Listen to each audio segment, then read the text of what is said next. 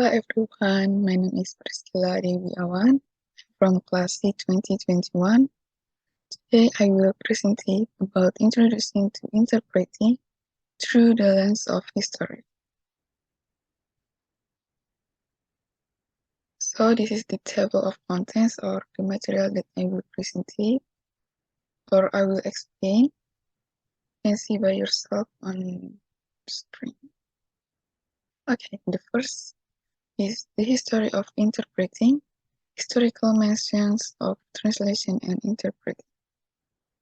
In the past, interpreters were often unhelpful when considering multilingual works throughout history.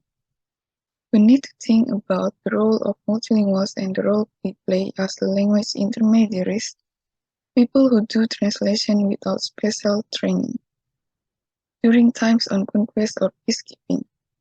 Therefore, early references to spoken language and later interpretation of sign language require some exploration to see whether circumstances were similar or different for different languages in different geopolitical regions over time.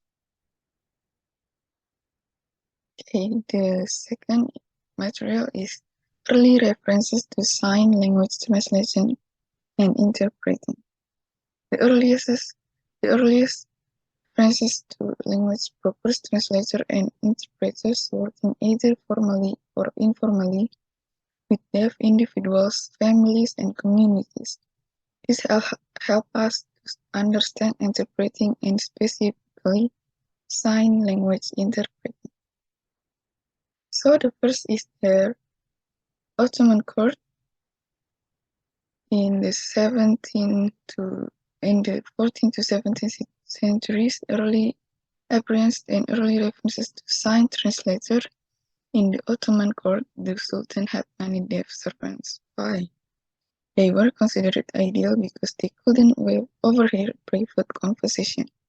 Therefore, the existence of signs or motions language can communicate with them. The second one is Weymouth, Massachusetts in 17th centuries. There is the couple named Thomas Tilsey and Ursula Russell.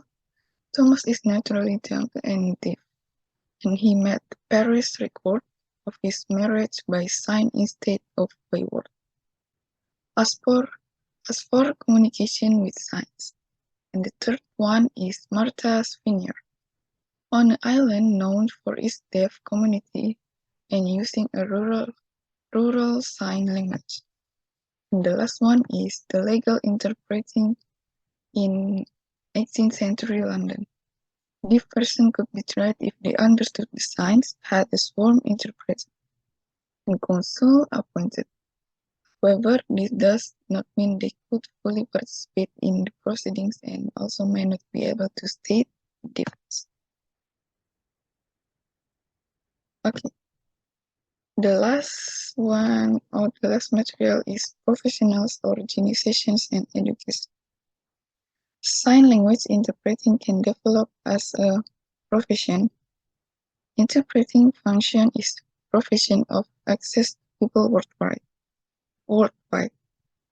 In 1982, Communication with Deaf People, or CACDP, now the NRCPD, and in 1987 also had the Association of Sign Language Interpreters, ASLI.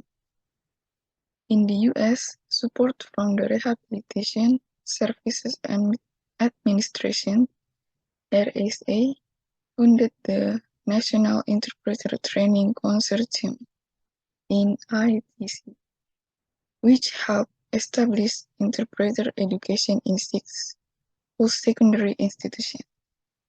Okay, that's all from me. Thank you.